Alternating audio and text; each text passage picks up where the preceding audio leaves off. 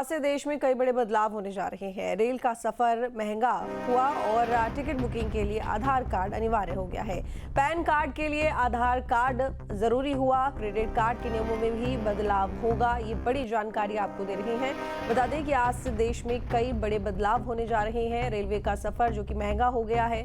Ticket booking के लिए आधार card अनिवार्य करवा दिया गया है। पैन कार्ड के लिए आधार कार्ड जरूरी है और वहीं क्रेडिट कार्ड के नियमों में भी बदलाव हो रहा है। तो ये कुछ बड़े बदलाव आज से शुरू हो गए हैं। ऐसे में कहीं कुछ जगह महंगाई तो कहीं सस्ती चीज़ें अब हो रही हैं। तो ऐसे में रेलवे का जो सफ़र है वो महंगा हो गया। टिकट बुकिंग के लिए आधार कार्ड अनिवार्य हो गए। पैन कार्ड के लिए आधार कार्ड ज़रूरी हो गया है और क्रेडिट कार्ड के नियमों में भी बदलाव होगा।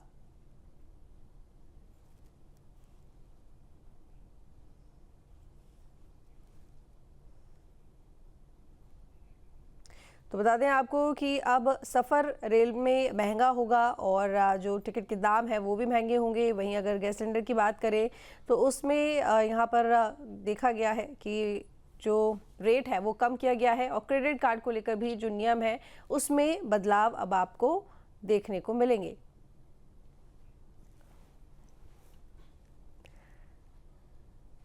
नमस्कार, आप देख रहे हैं न्यूज स्टेट में आपके साथ मृत्यु तोमर। बुलेटिन की शुरुआत करेंगे बड़ी खबर के साथ में। ऊर्जा निगम के कर्मचारी हाजी मुस्तकीम पर हमला। देवबंद कोतवाली क्षेत्र के सांपला रोड की ये घटना, जहां पर नकाबपोश बदमाशों ने लाठी डंडों और हथियार से हमला कर दिया है। घायल मुस्तकीम को नाले में फेंक कर हमलावर फरार हो गए हैं। सीसीटीवी वीडियो सोशल मीडिया पर वायरल है। स्थानीय लोगों और कर्मियों ने मुस्तकीम को बाहर निकाला। घायल को सीएचसी में भर्ती कराया गया है। हालत गंभीर है। पुलिस मौके पर पहुंची, जांच शुरू।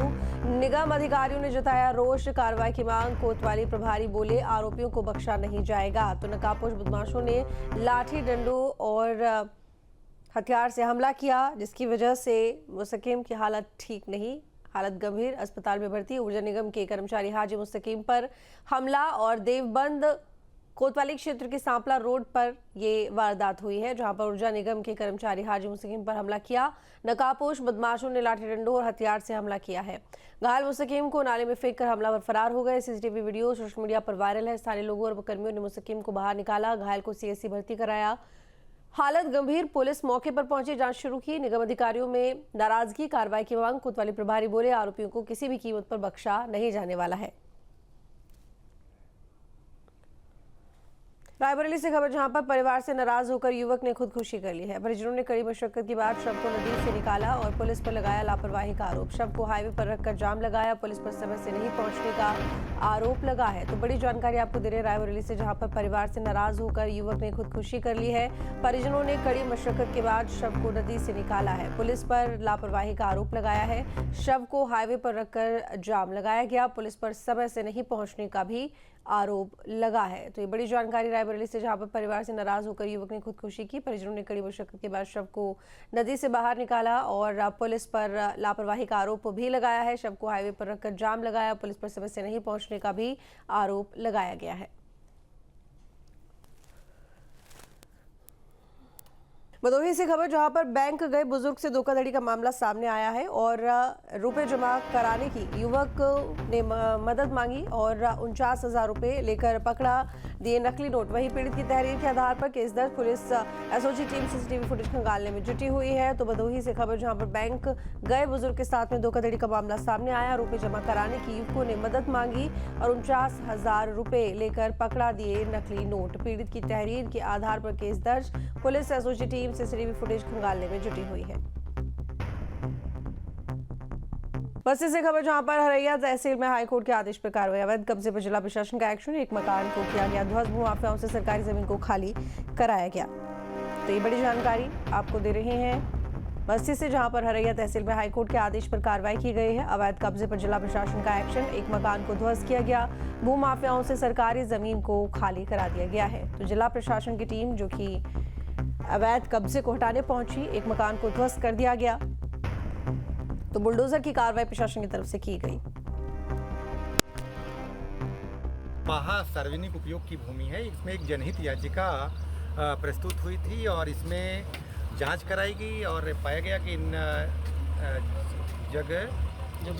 जग प्रसाद नाम के एक व्यक्ति थे, उनका सार्वजनिक भूमि पर अवैध अतिक्रमण था। तहसीलदार हरैया द्वारा इनको बेदखली का आदेश पारित किया गया और इसके विरुद्ध ये जिलाधिकारी महोदय बस्ती के न्यायालय में गए, वहाँ इनकी अपील खारिज हुई और आज इसको जो अवैध अध्यासन इनका था उसको मुक्त कराया गया।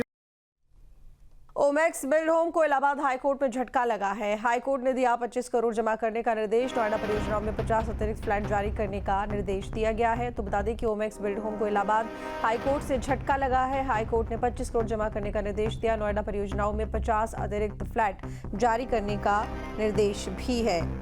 तो ये बड़ी जानकारी।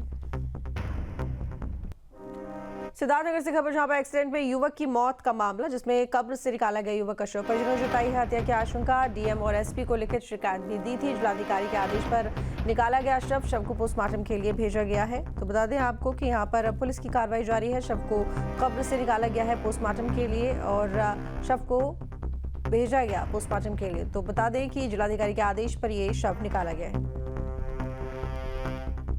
साइकिल के 3 बच्चे जा रहे थे, उनका एक्सीडेंट हो जाने की वजह से उसमें से एक लड़के की मृत्यु हो गई थी, जिसका नाम विजय कुमार है। बाकी 2 घायल हैं। बाद में परिजनों द्वारा एसपी सर को शिकायत किया गया कि शायद उनको शक है कि इसकी जो मृत्यु हुई है वो सिर्फ एक्सीडेंट से नहीं, उनको कुछ खिला पिलाकर मारा गया है। इस शिकायत के बेसिस पे डीएम सर के द्वारा निर्देश दिया गया था कि उस शव को निकाल कर उसका पोस्टमार्टम कराया जाए, ताकि इस चीज़ की पुष्टि हो सके कि मृत्यु का मेन कारण क्या था।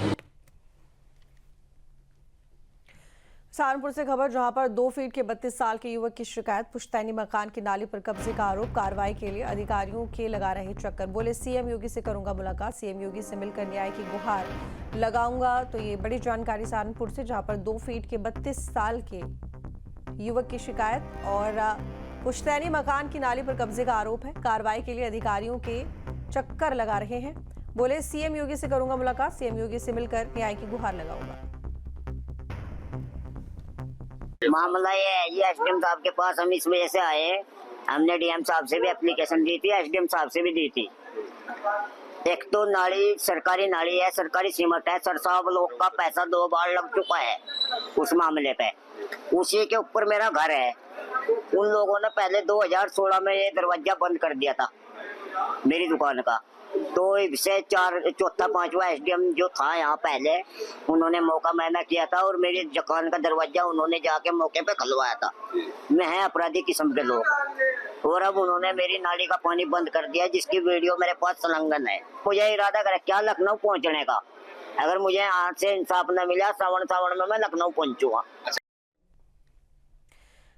बागपत से खबर, जहां पर साध्वी प्राची का बड़ा बयान सामने आया। कांवड़ को लेकर दिया बड़ा बयान। कांवड़ मार्गों पर नेम प्लेट जरूर लगाना चाहिए। साध्वी प्राची ने कहा दुकानदारों को नेम प्लेट लगाना अनिवार्य हो। शिव भक्तों की पवित्रता भंग करने के लिए नाक छिपाने का षड्यंत्र रचा जाता है।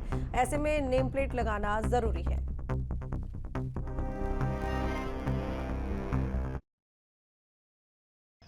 बिल्कुल लगनी चाहिए।